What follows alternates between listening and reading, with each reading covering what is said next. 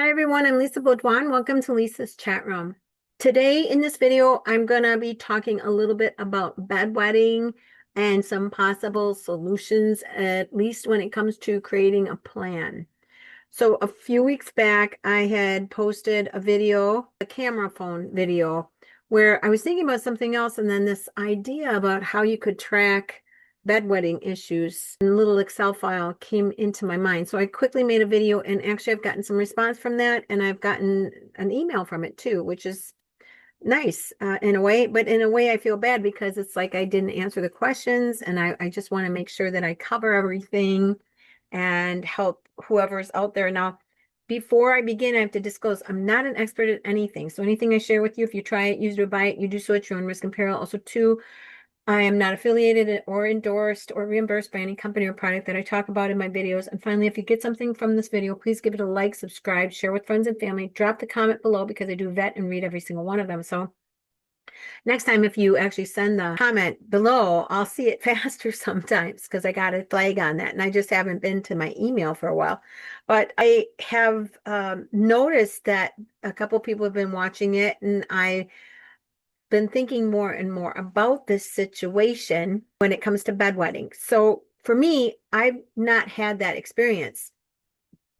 I'm just a problem solver. So I've had experiences in other things, and one of the things I've been researching is health maintenance, and it just started to come into my brain as far as like frequency with urination and things like that, with digestion and things like that, especially because of my health maintenance plan that I'm creating.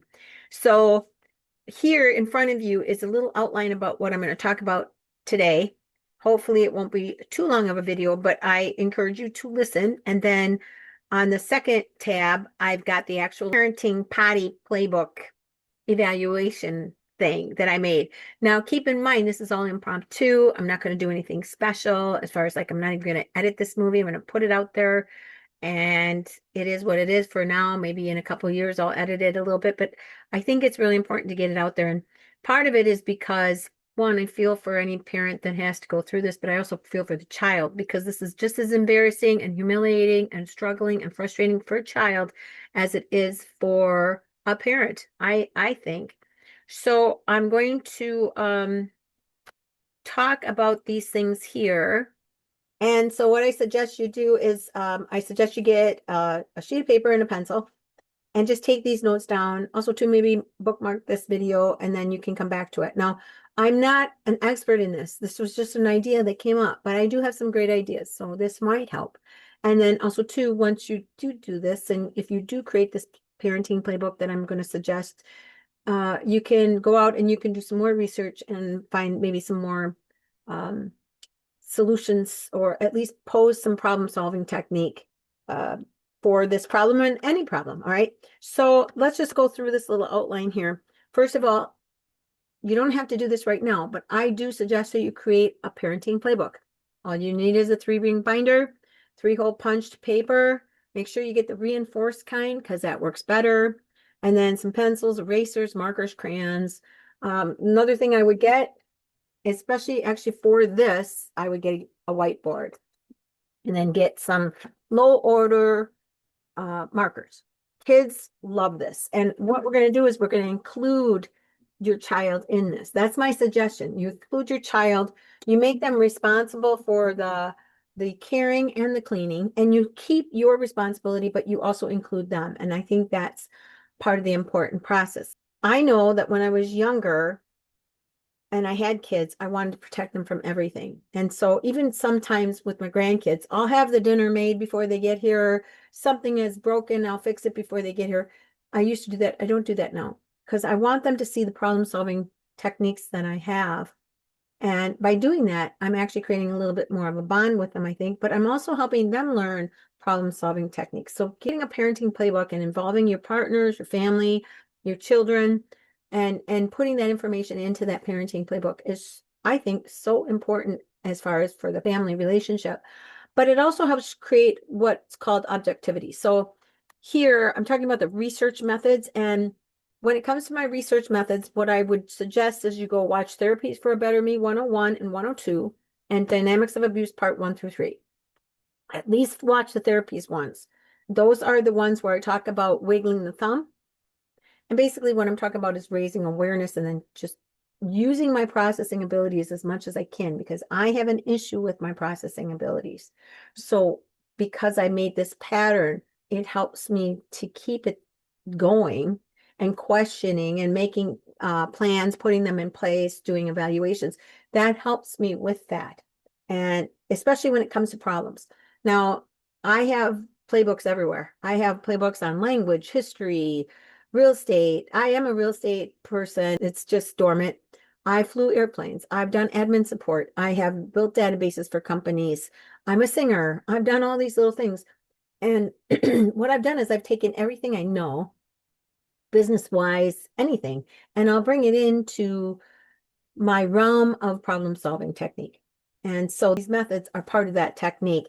SOAP, I'll just touch base on that. I talk about that in these videos as well, these other videos. SOAP is subjective, objective assessment and plan. So this is what the basically a pattern that a clinic uses when you go in to see a doctor. And it is actually even used a little bit in the hospital. Same concept.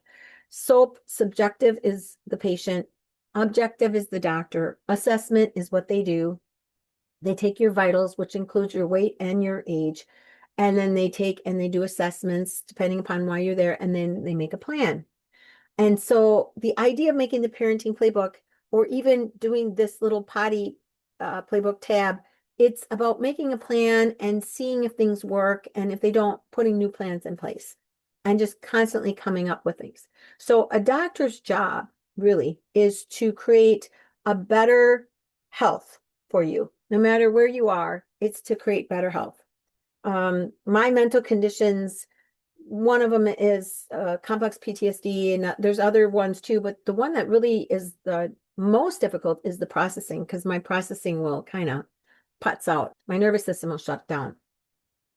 So pushing myself to do this helps me with that understanding. And what I'll do is I literally have like a number, like maybe I'm at 60% today. Well, maybe I can get myself to 62. I might not be able to get 100%, but I can go to 60. I can go to 70. Do you get what I'm saying? How I try to improve my health and my mental health and my well-being. So when it comes to potty training and it comes to bedwetting, this is part of that process too. It's never going to be 100% right away, especially. What the idea is to try to, first of all, alleviate the exertion that you have to put into this process of bedwetting. Try to alleviate the stress of it while you go through the problem-solving techniques of correcting it or getting it better. So that's the whole point of creating a parenting playbook. Right. So when you're creating your parenting playbook, the other thing is to understand that there's structure, function, dysfunction, therapies, and remedies. So structure is the body. And in this particular venue with bedwetting, I think one of the most important things you need to understand is the digestive tract and the urinary tract, the urinary system, the digestive system. They kind of work hand in hand. They have the same basic principles, but they are different, right? And I think personally you should have this in this parenting potty playbook tab with like a one snapshot of what's going on. So during this process, go out there and just type in research, look for digestive system and get a one snapshot picture, and the urinary system and get a one snapshot. And then eventually what you can do from the snapshot is start to study it. So I go from snapshot to studying something, just kind of getting to understand it, to doing deep dives on certain things so that I understand it fully. And it depends. For this situation, you're going to want to understand things a little fully. So you understand that, first of all, there could be physical things that are wrong. So the first thing you should do, my suggestion is to take your child to a doctor and have them checked out. And even maybe a therapist and have them checked out too. It can be physical, it can be mental, it could be psychosomatic, it could be both. So you want to make sure that the bedwetting issue is just a matter of being lazy or just the timing of it. When I mean lazy, I mean your body isn't waking you up and saying, hey, it's time to go. So And we need to look at, first of all, if there's a physical issue. Secondly, is there a mental thing going on? But then if there isn't, then I would suggest getting deeper into this.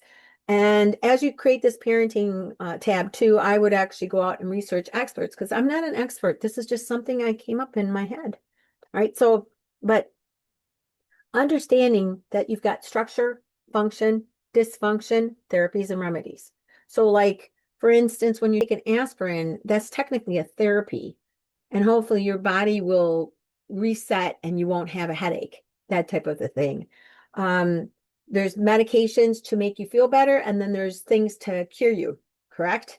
So, as you go on this journey of Potty Playbook 101, we can call it, you're going to learn and then you're going to try to adapt some of the plans that you put in place and see if they work for you. And if they don't work for you, then try something else and go back and forth and see what works for you. And putting it all in front of you is taking that subjective stuff that's rolling around in your head. You know, I've done this, I've done that, I've done this. What else can I do? Well, the first thing is put it on paper so you can track what you've done and what you haven't done. But I bet you haven't really taken as good a look at it in a more medical way than you think you have. So, and that's what the second tab is going to be about when we look at it, which we'll get to in just a minute here. So, but understanding that the structure, function, dysfunction, therapies, and remedies. So looking at that in this way, there's certain things you're going to probably want to incorporate, at least my ideas, these things so that you wouldn't have such exertion from this process. It's so difficult, I'm sure, to wake up in the morning and you maybe you got to go to work, your kids got to go to school, and they've wet the bed. And you're in a rush and they're all wet, and what do? And they smell, and now you got to change sheets, and the mattress is getting bad, and it's just really hard on you. And if it's really hard on you, it's really hard on your kid. And so by creating and incorporating this parenting playbook that I'm going to suggest, what you're going to do is you're going to involve your child in it. And it doesn't matter how old they are. You involve them in it, and what they'll do is it's like a connection that you make with them, one. And secondly, you're going to help them on a problem-solving journey, and you're not going to let go of their hand, so to speak. You're going to help them with it, and you're going to be with them on the journey because you're their parent. So that's really important. Now, you're going to be using a 3-ring binder, hopefully, for your parenting playbook with paper and whatnot. But your child, what I suggest you do is get this. This is the whiteboard. I use this with my grandkids all the time. And then I have markers that are, the low odor, and then get yourself an eraser. Now, if you can't get a whiteboard, what I found was I actually put tape on here because I'm allergic to this cardboard. And I can write on here. So what you can do is get cardboard and either put just white paper over it or paint it white. And then if you have packing tape, put packing tape down. Now, I do suggest if you do buy one of these, you make sure it's a magnetized one and make sure it's big enough that you can put some stuff on here. Okay. So I would do that. I would take the information you're going to help your child do on here and put it into your spreadsheet on the next tab, right? I wouldn't leave it on here. Put it in the tab. You want to keep track and make sure you date things. Part of this is if you find that there is a problem, an ongoing problem, you can take this information to the doctor, which is a good idea, just in case, right? So, but this will be what your child uses to track their performance as far as getting up and going to the bathroom. Big thing, I think, right? But make sure you get one of these too, because the kids love these. And actually, that thing is amazing. I spend hours with my grandkids with that thing. And I actually have one that has legs. I have a bigger one. I mean, they just love that. It's a really great way. Like, for example, just really quick here, like I'll sit with my grandson and he'll be eating something he doesn't want to eat, like the broccoli. And I'll go, okay, take 5 scoops. And then he'll take one. I'll go, okay, 1, 2. And then he'll take another one, 3. You see what I'm doing? So, and he's watching me do this and he's seeing this. And I think that really helps him learn his numbers. He's very smart. My grandkids are exceptionally smart. So anyway, point is that is why, and that is a really great way to involve them in it, because sometimes kids don't want to just look at a piece of paper. All right. So the next thing I wanted to talk about here is when you are studying certain things, what I do is I try to go way out and then come back in and study. So for the body, you study the system and then the organs and then the tissues and then the cells. So you want to make a snapshot of the digestive system and a snapshot of the urinary tract system from start to finish, and just go through it a little bit.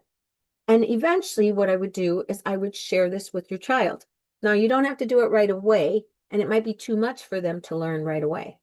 You want to share this with them as they go along so they learn a little bit at a time. Right now, the urgency is to get them to stop wetting their bed.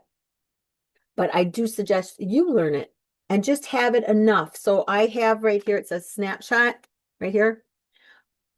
A snapshot's just a one snapshot thing so I can get a general overall understanding. And then the next step is to study it. So then I'm studying it and I'm looking at it. And then the next step is to do deep dives where needed. And in life, this is really a great way of learning, because there's just so much on our plates. You just can't learn it all. So you learn a little step at a time. And if you put it into the playbook and you put the date on it, you know exactly when you learned it. You can write a note to yourself, need to pick up on here. Make sure you have a pencil with the erasers so that you can just write little notes and erase them as you need to. I think that's very important. Okay, so let's see. The next thing I want to talk about before I get into there is I have my health maintenance program. And I don't want to get into it too much, except to say I've been tripped up a little bit because I'm very exact in math and I understand health and I understand the nutrition pretty well, probably more than most people. But what I don't like about when it comes to nutrition, and especially fat, I hate the word fat. Fat is a dumb word. It's so stupid. I think energy is the better word. It's energy. We store energy. And our fat cells, our adipocytes, are energy cells, kind of like a battery, but ours blowed up when we have too much energy in them. Correct? So I've been studying that a lot, and I've been studying the scale. I understand the scale, and actually I would never use imperial scale weight anymore. I use kilograms to measure myself because I can then get to pounds and ounces. But I did notice that there were some discrepancies, and the discrepancies are basically because I'm eating actual food, which the food has weight. So there's the food, and then there's the energy of the food. For example, if I eat a 16-ounce steak every day, let's just pretend I eat a 16-ounce steak every single day, and there's like we'll say 900 calories out of that steak, right? First of all, once I eat the steak is going to be a pound on me. And then the 900 calories is going to stick with me. Now, there's this caloric assumption, 3,500 calories equals a pound. Well, my opinion, and again, I'm not an expert, but my opinion is that's bullshit. It's not for me, it's for someone else, because my caloric assumption is 1,800 calories right around per pound. In other words, if I eat 1,800 calories, I stay the same. If I eat, now what I can do with that 1,800, just as a caveat here, if I take the 1,800 calories and I divide it by 16, that tells me that each ounce of those calorie units is 112.5 calories. So, for example, if I eat 1,800 calories and I'll stay about the same. If I eat 1,912.5 calories, I'll gain an ounce. If I eat 1,800 minus the 112, I can't think the number right now, minus the 112.5, I'll lose an ounce.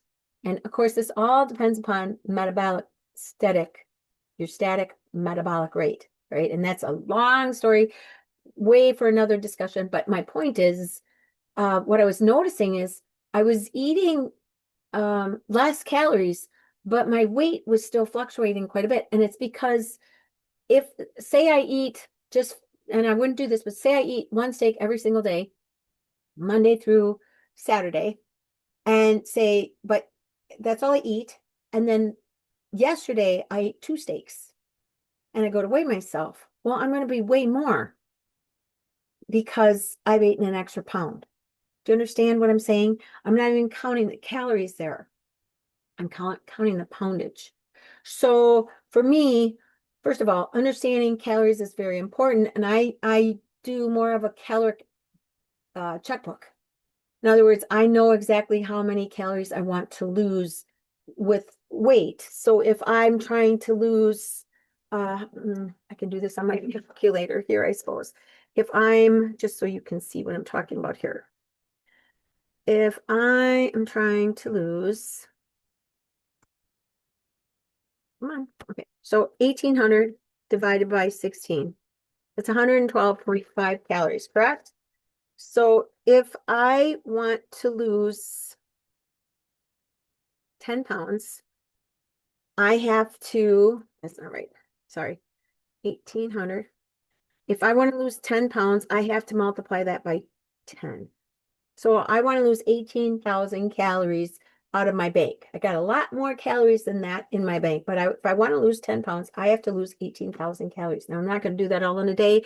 And if I try to lose too much, too fast, my metabolic static rate is going to fluctuate. My mind, my body's going to say, she's starving, that type of thing. So I have to be careful. But the point I'm trying to make is I changed it to a bank.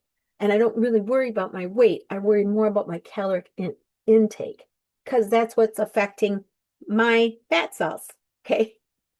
So anyway, point is, you're like, why is she going on? All right. Point is because during this whole process, I remembered a couple things. And the first thing was years and years and years ago, I went with my girlfriend to a Kenosha luncheon at the Women's Center. And there was this man who was talking about how red meat is only meant for tigers and lions and not for us.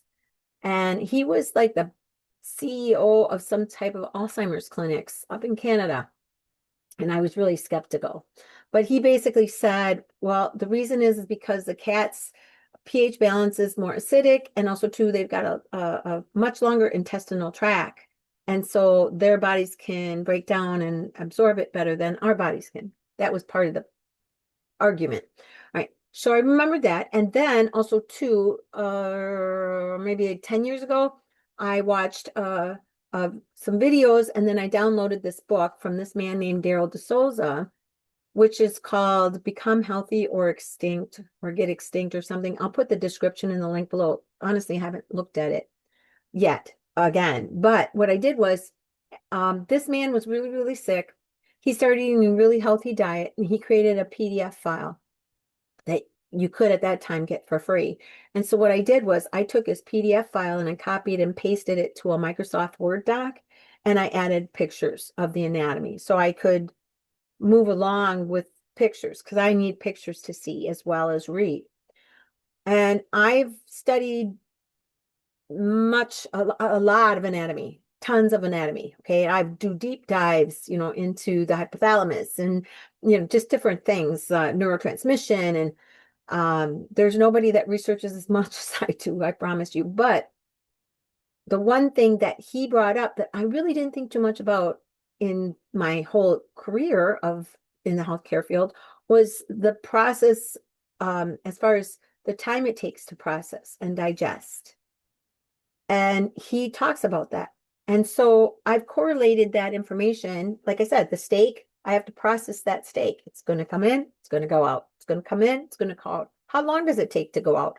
And if I eat other foods, what happens then? Does it go out? Does it all go out together or does it go out a little at a time? That type of thing. So you're like, but this is where you get to talk about this topic of frequency. And this is where I all of a sudden realized, oh my gosh, bedwetting. It's all about frequency. And I don't mean frequency, sound frequency. I mean frequency between drinking something and peeing something out. That's what I was meaning about it. So getting into the bedwetting issue, let's just back up a little bit. We'll talk about set up your Potty Playbook tab. We're going to talk about that in a minute. Make sure you involve your child. Get your whiteboard for your child. And if you can't get the whiteboard, at least get a sheet of paper and make up the same thing that you're going to have for your adult sheet and let them play on it, color it, do whatever they want to, but it's going to be on the refrigerator for them to use, right? And you're going to work with them 50-50. It's a 50-50 deal. You're going to create responsibility for them, right? You're going to learn about the digestive and urinary system, and you're going to teach them eventually in time as things progress. And then to minimize the situation, because there's nothing worse than waking up in the morning and having this wet bed, this wet child. The first thing I would do is I would get up a half hour earlier. It's just a given.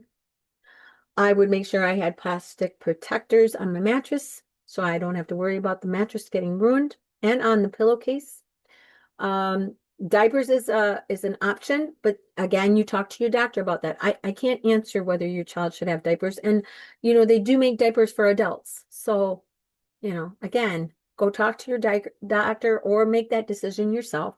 They also have wet mats that you can put down so that at least you protect the bedding underneath. But then what about the bedding above, right? But getting up early, and then what I would do is before your child goes to bed, you have them pull out their clothes for the next day. You help them. And if they're a little bit older, I think they could do this on their own. And then you check it, though. You don't just leave them responsible for it, because what you're doing is, this is a language that you're speaking to them that, yes, I love you, I care about you, but this is also your responsibility, and we need to work on this together. So I would have them take their clothes out for the next day prior to, have a towel ready, everything that they need. And I would have them, I would wake up with them 30 minutes earlier. It's just a given. It's the way it's got to be for now, at least. Okay. So we're gonna set alarms. And the reason we're setting the alarms is because of the regular patterns, and we're going to identify the frequency. Also, too, one of the things I notice is when I'm outside and it's really super cold, I don't care if I have not gone to the bathroom or I have just gone to the bathroom. I come back in the house and I have to go again. So we're going to check the bedding, make sure the bedding is ample. Are they warm? I mean, does their blanket fall off at night and they're cold, and then they put the blanket on and they just kind of get warm and soothed and, that type of thing. We're going to check for that. And then also, too, the other thing I want to talk about is diet. So say you let your child have soda. Say you go out to eat 6 o'clock, they have a 12-ounce soda and they have some French fries. Well, those French fries might be loaded with sodium chloride, salt. And what does sodium chloride do? It creates inflammation. It retains water. So could it be the diet? Could it be your child is eating very salty foods before they go to bed? I would actually curb that. I wouldn't allow them to eat any snacks or anything before they go to bed, especially. And I would really try to limit their salt intake to see if maybe they can get on a better schedule. And what we're going to do is we're going to find out frequency. We want to know the time it takes for them to drink something and for it to pass through them. And everybody is different. The other problem with this is there's going to be times where they're going to want to drink more or drink less. So, and then what are they drinking? What are they drinking? What are they eating? I think this is something you really have to be mindful of. And I don't think, especially if you're a busy person, sometimes you just don't focus on that. And remember, we want to get to that subjective focus mindset. Once you watch these videos, you'll understand. You want to focus in on it, and then you want to objectify it, and you're going to put it on paper so you can see if there's a pattern going on. All right. So looking at their diet, their fluids, their salt intake, what's going on in their diet. Turn the food around and look at the ingredients, look at the list, look at the nutrition, try to find where the sodium is and how much is in that product. You're going to be surprised, right? And then try to limit that, especially after, a given time, maybe like after 2 o'clock, no salty foods, no, I don't believe in soda for kids. Sorry, I don't have soda here. Once in a great while, I do have a soda, but I do it very seldom because to me, it's just empty calories. So I don't really use soda. I use, and I do drink coffee, but I don't drink sugar anymore. I made a mix of protein powder, water, and milk. So there is some sugar in it, but not as much as it used to be. So I'm doing very good that way. All right. So, but anyway, point is checking their foods, checking their fluids. How do you do that? What a pain, right? Well, not if you make a Potty Playbook tab, right? That's what this is. It looks very confusing, but it's not. Let me get you down here. And actually right here, I'm going to click. I'm going to go view, freeze. And what's going to happen now is in my MS Excel, I can go down and I can go over. Right? And then if I click home, I go all the way over to here. So what you want to do, and I've actually, this has evolved, and it could evolve more, maybe. What you want to do is you're going to take and you're going to make a merge. Okay, if you're going to use Excel or Google Sheets, if you have a Gmail, you can use Google Sheets. You go to the drive and you create a new Google Sheet and you can make this. What you're going to do to make this is I've got 1, 2, 3, 4, 5 columns. So you would go 1, 2, 3, 4, 5 and go to your home. To open up your ribbon, you just double click. To close it, you double click. Right. And then you're going to go to this icon right here, and that's going to merge those top cells together. They're called cells, right? And you're going to want to do something like this. Now, I would put your paper landscape so that you can get it all on one sheet. Or at least do Saturday and Sunday on one sheet and do the rest of the week on the next sheet. Totally up to you. The first column is going to be time, and actually this is 2 cells merged together. And then I would start about 2 hours before they wake up. That's what this schedule is going to be. And so just start at 5 a.m. And if you put 5 a.m., 6 a.m., 7 a.m., and then you highlight this, grab this with your left mouse and pull it down, you can do a series here, right? But before you do, just take your first cells and make sure that you make them into time. And the way you do that is you click your format here, more numbers, go to time, and I like that one there. So that's how I've done that. And now what you're going to do is track things. So let's say your child gets up at 7 o'clock. Their job would be to write down when they get up. And really, you could do that yourself. That's perfectly fine to do the first one. And then their job is to keep track of the rest of it. So say your child gets up at 7:10. I'm going to make this a little wider. We're going to come in. All right. So say your child gets up at 7:10. So you're going to put it in the 7 o'clock block. Whoops. All right. You're going to put it there. You can put down frequency too. I thought of that a while ago, and I thought maybe you should put down the frequency. In other words, are they completely relieving their bladder, or are they just peeing a little bit? And this is dependent upon the child and dependent upon how much they drank and all that. So you want to go research that information. I'm not a doctor and I can't answer that question, but you might want to keep track of the, not the frequency. It would be the, I don't know why I've got, oh, yes, this is right. It would be the amount. This is right. So if there's no fluids, and you don't have to write anything in here, you only write when something happens. So the amount you could put, and the thing is you could say, and that's what this is about. And actually it should be volume, to be honest, now that I'm looking at it, volume, because you might think fluid amount. It's not, it's volume amount. So maybe full, you could do 3 modes, a minimal, moderate, and full, or a lot, however you want to do it. 10, 20, 30, you can use a code 10, 20, 30. I'm trying to think of I just can't think of the words right now because I'm almost done and I just want to show you how this works. Now, fluids. So let's say, oops, this is in the wrong spot. So 7, 10. Yeah. Do this. See, I'm up here right now. All right. So now you want to mark down when they drink. So let's say after um, they drink, see, and I could make another column here.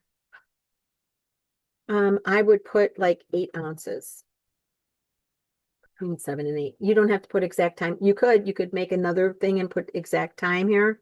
And I'm not going to do that though today. So you could do that, but 8 ounces, they drink 8 ounces. So the point is, say now, and this is Saturday, by the way. So you're going to do it Saturday to Friday. Now say that they don't have to go to the bathroom until 1 o'clock. And so they go to the bathroom at, let me go down here. I can't see nothing. Okay, say they go to the bathroom at 1:10, just to make things easier on us. All right, now what's going to happen is you're going to come in here, equals, if you're in Excel or something, you can go equals this minus this with parentheses multiplied by 24. And that will give you a number. You put number up in your format. And so now I got a number. What I'm doing is I'm looking in between. See this? So it's been 6 hours. And that's what I want to see. I want to see how long it takes in between the frequency when they're drinking, how long it takes, that type of thing. How much are they peeing, that type of thing. And that's what this is all about. And what will happen is you'll start to identify the patterns. So I mean, again, I'm not a doctor, but I would do this at least for a couple weeks just to get this pattern. And I wouldn't even, and the thing is I wouldn't worry too much about trying to change it right away, right? But one of the things I would do is on the schedule, whatever their bedtime is, I would make them go into the bathroom and use the bathroom. And I bet you 50% of the time, some of these kids wouldn't wet their bed. They just don't want to spend the time to go to the bathroom. They want to they're either exhausted or they maybe want to play on their phone. They're preoccupied and they're not focusing. And I know my grandson, he's little. He's quite little. There's certain things he does that alerts me that he needs to use the bathroom, that he needs to pee. Um, that's a given, but there's times where he doesn't give me those alerts, and I'll just go. I think to myself, it's been at least 3 hours now, so I'll just say, "Come on, let's go see if you can go potty. Let's go see if you can go potty. Come on, let's go." And he'll go, "I don't have to go potty. I don't have to go." I go, "Come on, let's just go see." And sure enough, he has to go potty. So teaching him that, just because he doesn't have that horrible urge to go and he goes once in a while, this is getting him used to the idea and also to just being open to it because peeing and pooping are part of the human experience. And they should be okay and not humiliated and not feeling embarrassed about it, especially when it comes to their parents, right? So bedtime though, definitely they have to use the bathroom. So when they're done, you say, "Did you go to the bathroom?" This is PM. Okay. And you can put the frequency if they went a lot, if they went a little. I wouldn't worry about that too much. I mean, you could do it right away. Personally, it's whatever you decide. To me, if you're going to take this to a doctor, I would do it because the more information the doctor has, the better the chances are of them finding some issue or whatever out. But I would definitely do this. And then there's another thing. Before you go to bed, maybe you go to bed at here. I would definitely get him up again. A lot of people don't do that. They don't even think about that. They just go to bed and then the next day, all of a sudden, the child's gone to the bathroom and they're all, it's upsetting and there we go. It's all upsetting and so definitely before you go to bed, you should have them go too. Right now, this is what I was trying to convey in that last video. This is where you would put in your own alarm system. So let's see, they get up at 7. So we want to get them up at, maybe we want to do this. Alarm, alarm, alarm. every couple hours, right? What I was trying to get at is if you get up at midnight, if you get, now you can do this two ways. You can either leave them sleep and figure out when they're wetting their bed. That's true. If you get up and they haven't wet their bed yet, well, you know that they didn't wet their bed. You could get yourself up at 1. If they've wet their bed, you know that they've wet in their bed. And you could do this for a whole week and deal with the bed wet and clean it up. I would probably do that. That's one way of doing it. The other way of doing it is setting the alarm and getting them up to go to the bathroom. The thing is for me, I get up at least 3 times a night and use the ladies' room to pee. I do. So what's wrong with them getting up 2, 3 times a night, or at least once a night to pee? It's perfectly, I think, normal, especially if you drink a little bit more fluid in the afternoon. One of the things you should also do while you're doing this is go out and do some research on frequency as far as urination for kids and the time that it takes. And I think I read where it's between 20 minutes and 2.5 hours usually, but there could be givens. There could be someone that takes longer to pee, 3, 4 hours to pee. So this is just an example, but there's those two ways of doing it. You could set the alarm and see, but then you can't get them up. If you want to see exactly when they're wetting the bed, if you get them up to go to the bathroom, they're not going to wet the bed, right? I don't think, but they might. So you can try different ways. There's different ways of doing this, and you're just going to have to decide which way is best. I would probably try all 3. I would actually let them wet the bed and see if there's a pattern to it. I'd do it for a couple nights, and then for a couple, see, maybe they wet the bed every night at 1 o'clock in the morning. Don't know. But the other part of this is when they went to bed, what did they have for dinner? Was there a lot of salt? Did they have a lot of fluids? Those questions. And these are questions that the questions of should your child drink at night and all that, I'm not answering that. I'm not a doctor. This is something to pose to your doctor or for you to make that decision. My whole agenda here is just to help you figure out some kind of system so they don't wet their bed eventually, and also to involve them in this process. So what you'll do with this, you'll put on here. So you could just put 1 whole day, and that probably would be easiest. Let them maybe color a little bit and make it kind of nice. And then when they get done, they mark the time, and they'll be learning about time too. They mark the time. You got it here. You're saying, okay, well, okay. And looking down the columns, they're seeing this, right? And even if they're little kids, they could just put a little X in the box, whatever you want to do. But to me, I can tell you, this is a game changer with the grandkids. They really love that. And it has helped them to learn quite a bit.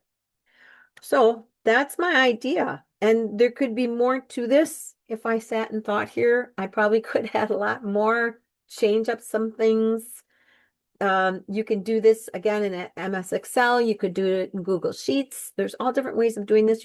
But I would definitely have it on paper for you in your parenting playbook, and I would have it on the chalkboard for them. Now, the whiteboard. Now, another thing you can do if you don't want to put it on paper and you got it on the whiteboard, snap a picture of it and print it out and put it in the playbook and keep the date. Make sure you have that date so you know when it happened. And seeing that pattern, you'll eventually see. And the thing is, it's going to be trends.